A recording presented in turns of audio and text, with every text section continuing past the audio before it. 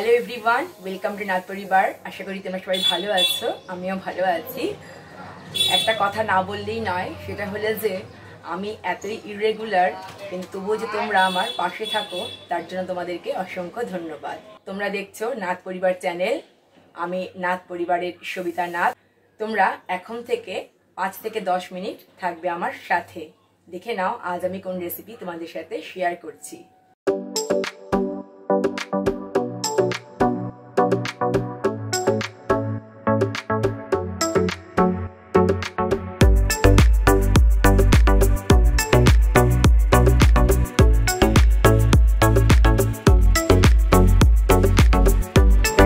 গাজরের হালুয়া, গাজরের সন্দেশ বা গাজরের অন্যান্য মিষ্টি রেসিপি খেয়েছো। আজ একটা নতুন ধরনের রেসিপি, গাজরের রসমালাই, সেটা আমি তোমাদেরকে তৈরি করে দেখাচ্ছি। গাজরের রসমালাই তৈরি করার জন্য আমি 3টে গাজর নিয়ে নিয়েছি। গাজরগুলো ধোয়া রয়েছে। ফার্স্টে গাজরগুলো আমি গ্রেট করে নেব। ইচ্ছে করলে তোমরা গাজরগুলো কিন্তু মিক্সার গ্রাইন্ডার জারে পেস্ট করেও নিতে পারো। গাজর গ্রেট করে একটা বাটির মধ্যে নিয়ে নিয়েছি। দেখতেই পাচ্ছ খুব সুন্দর ফাইনালি গ্রেট করা হয়েছে। গাজরটা আমি ধুয়েই গ্রেট করেছি, তবুও এর মধ্যে আমি একটু গরম জল দিয়ে ধুয়ে নেব। তবে তোমরা ইচ্ছে করলে নাও ধুতে পারো, তবে আমার মনে হয় একটু গরম জল দিয়ে ধুলে ভালো হবে, কারণ যে সবজির যে গন্ধটা থাকে গাজরের মধ্যে, সেই গন্ধটা কিন্তু গরম জল দিয়ে ধুলে চলে যাবে। সেক্ষেত্রে রসমালাইটা খেতে বেশি ভালো লাগবে। একটা বাটিতে আমি গরম জল বসিয়ে দিয়েছি। জলটা যখন ফুটে আসবে, সেই জলটা আমি দিয়ে দেব গ্রেট করে রাখা গাজরের মধ্যে। জলটা প্রায় ফুটে এসছে, এর থেকে বেশি গরম করার কোনো প্রয়োজন নেই। এবার জলটা কি করবো বলতো, দিয়ে দেব গ্রেট করে রাখা গাজরের মধ্যে।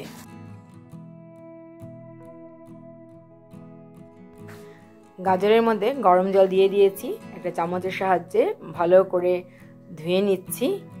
এবার একটা ছাঁকনির মধ্যে রেখে দেব 5 মিনিটের জন্য, যাতে জলটা সম্পূর্ণ ঝরে যায়। এখন আমি তোমাদেরকে 5 মিনিট পরে দেখাচ্ছি। 5 মিনিট ছাঁকনির মধ্যে আমি রেখে দিয়েছিলাম। দেখতেই পাচ্ছ গাজর থেকে কিন্তু জলটা সম্পূর্ণ চলে গেছে। এবার আমরা গাজরটা ফ্রাই করে নেব। একটা কড়াই বসিয়ে দিয়েছি, আর কড়াইতে আমি দিয়ে দিচ্ছি 1 টেবিল স্পুন ঘি। এবার ঘিয়ের মধ্যে আমি দিয়ে দিচ্ছি গ্রেট করে রাখা গাজর। খুব ভালো করে 3 থেকে 4 মিনিট ঘিয়ের মধ্যে আমি গাজরটা নাড়াচাড়া করে নেব।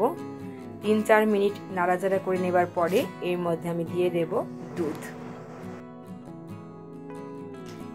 এই সময় গ্যাসের ফ্লেম রাখবে মিডিয়াম টু লোতে। নাড়াচাড়া করতে করতে গাজরটা যখন মজে আসবে, তখনই কিন্তু দুধটা দিতে হবে। এখন আমি তোমাদেরকে 4 মিনিট পরে দেখাচ্ছি। দেখতেই পাচ্ছ গাজরটা কিন্তু অনেকটাই মজে এসছে। এবার আমি এর মধ্যে দিয়ে দিচ্ছি 1 কাপ লিকুইড দুধ। এবার দুধ দিয়ে খুব ভালোভাবে গাজরটা মিক্সড আপ করে নিতে হবে। এবার এর মধ্যে আমি দিয়ে দেব 2 টেবিল স্পুন সুজি। সুজি দিয়ে একটু মিক্সড আপ করে নেব।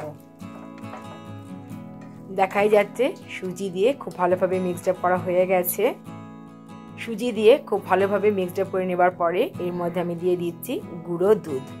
গুঁড়ো দুধ দিলে টেস্টটা যেমন ভালো হবে, তেমনি কি হবে বলতো, বাইন্ডিংটাও খুব ভালোভাবে তৈরি হয়ে যাবে।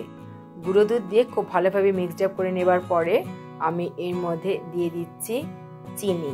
তবে ইচ্ছে করে তোমরা চিনি নাও দিতে পারো, কারণ মিল্ক পাউডারটাই কিন্তু মিষ্টি, সুতরাং চিনিটা না দিলেও হয়, এটা অপশনাল। আমি জাস্ট 1 টেবিল চামচ চিনি দিয়ে দিলাম। খুব ভালোভাবে চিনিটা আমি মিক্সড আপ করে নিচ্ছি, আর ওয়েট করব চিনিটা মেল্ট হয়ে যাওয়া পর্যন্ত। দেখতেই পাচ্ছ কড়াই থেকে উঠে আসছে, তার মানে ডোটা কিন্তু প্রায় রেডি হয়ে গেছে। ডোটা রেখে দিচ্ছি একটা থালার মধ্যে। আমি ডোটা রেখে দিয়েছি ঠান্ডা হওয়ার জন্য। আরও একটা কড়াই আমি গ্যাস ওভেনে বসিয়ে দিয়েছি, আর তাতে দিয়ে দিয়েছি 1/2 লিটার দুধ। এবার আমি এর মধ্যে দিয়ে দিচ্ছি কেশর। তবে কেশর যদি না থাকে তাতে কোনো অসুবিধে নেই, তোমরা ইচ্ছে করলে এর মধ্যে গাজর পেস্ট করে তার রসটা দিতে পারো, তাতেও কিন্তু কালারটা খুব সুন্দর আসবে। লো ফ্লেমে আস্তে আস্তে নাড়তে হবে যতক্ষণ পর্যন্ত দুধটা না ঘন হচ্ছে। দুধটা গাঢ় হচ্ছে হোক, এদিকে দেখো তোমাদেরকে ডোটা দেখাচ্ছি। ডোটা ঠান্ডা হয়ে গেছে আর দেখতে পাচ্ছ কি সুন্দর বাইন্ডিং এসছে। এখন বল তৈরি করা যাচ্ছে। রসমালাইয়ে যেমন ছোট ছোট বল তৈরি হয় ঠিক সেম ওয়েতে আমরা গাজরের বল তৈরি করে নিয়েছি। দেখাই যাচ্ছে দুধটা কিন্তু বেশ খানিকটা ঘন হয়ে এসছে। এখানে তোমরা ইচ্ছে করলে দিতে পারো আমন্ডস কুচি কিংবা পেস্তা কুচি, তবে আমি সেগুলো দিচ্ছি না। এখন আমি এর মধ্যে দিয়ে দেব চিনি। আমি চিনি দিচ্ছি 4 টেবিল স্পুন, তবে মিষ্টিটা তোমরা নিজেদের স্বাদ অনুযায়ী দেবে। চিনি দিয়ে খুব ভালোভাবে আমি মিক্সড আপ করে নেব আর ওয়েট করব চিনিটা মেল্ট হয়ে যাওয়া পর্যন্ত।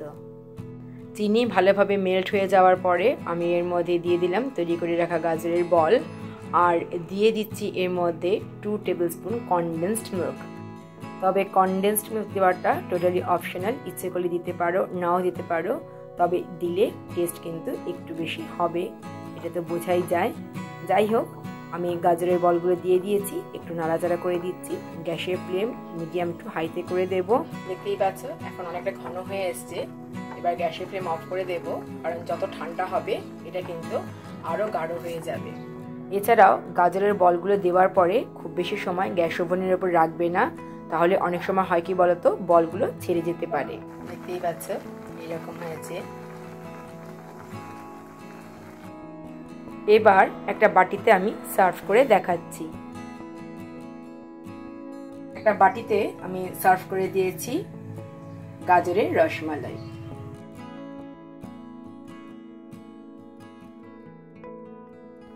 গার্নিশিং পারপাস আমি ওপর দিয়ে একটু কেশর বা স্যাফরন দিয়ে দিলাম, তবে অন্যান্য ড্রাই ফ্রুটস দিয়ে গার্নিশ করলেও কিন্তু হবে। দেখতেও যেমন অ্যাট্রাকটিভ, খেতেও কিন্তু ভীষণই ইয়াম্মি। ভিডিওটা প্রথম থেকে শেষ পর্যন্ত দেখার জন্য অসংখ্য ধন্যবাদ।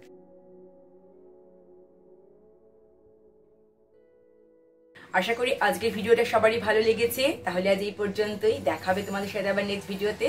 ততক্ষণ পর্যন্ত তোমরা সবাই ভালো থেকো, টাটা।